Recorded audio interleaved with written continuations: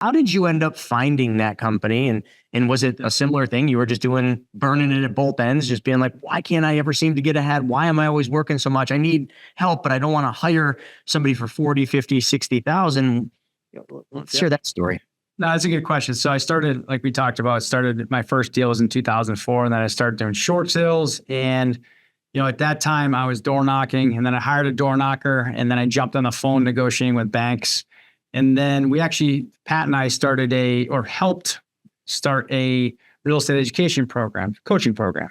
And this is back in, when was that? That was 2006 or the end of 2005, the first one. And our job was to run the back end of the coaching program. So we did the coaching for this company, front end company. They were doing the sales, and we would do all the short sale coaching. And because we were always working on hundreds of short sales at any given time. So we knew every little bank, every nuance of what happened in their banks. And we would also invest here in Connecticut, and a guy by the name of Than Merrill, living in Connecticut, Fortune Builders. This is before Fortune Builders, of course.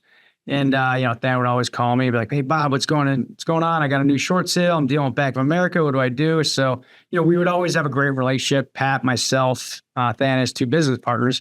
And in 2007, they had an idea to start Fortune Builders because Paul, who was his business partner, was running around selling a rehab course. Than was wholesale course. And the next step, a lot of times when anyone sees individuals go from RIA group to RIA group to RIA group, they have a list of names, and they typically start a coaching program. That's usually the next step. So Than and his team came to Pat and I said, hey, we've never run a coaching program. Are you guys interested in joining the team? You guys want to partner up? We're like, sure, why not? I mean, you got guys that graduated from Yale, why not, right? So not knowing what it would turn into, which was a phenomenal ride. This is 2007. I went from, creating a short sale flagship system course while investing, while helping create this coaching program. So through the years, you found this, Chris, or you found this, as you may have found this as well. But what I've noticed is when I was coaching and teaching students, let's say I would have a coaching call today, what I find is when I got in the same call the week after with the same person, a lot of common themes kept coming up. They didn't have time to do those tasks. And then, looking back, a lot of them work part-time or full-time, or were trying to do this as a side hustle. And I was always looking. It took me, it took me about 7 years to finally figure it out, because I was looking for any product, any service that could help the students out actually do the tasks. In 2013, a guy I brought on as a coach was using virtual assistants. He's like, hey, virtual assistants are great. I'm like, what's a virtual assistant? So he educated me on it. And I saw him do a presentation on it because I handled, creating kind of a mini mastermind. And he did a presentation on virtual assistants. I'm like, you know what? There's a business there.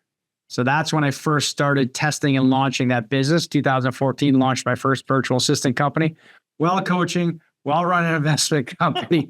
So that was a start of all. I know that was long-winded. I do apologize, but that's the story.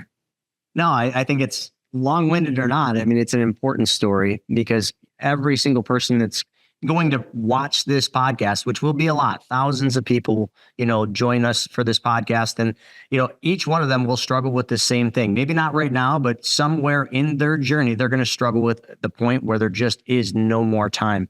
And then you got to start changing things. You got to start figuring things out. And a lot of times when you hit that point, it's earlier in your career where you're wearing all the hats.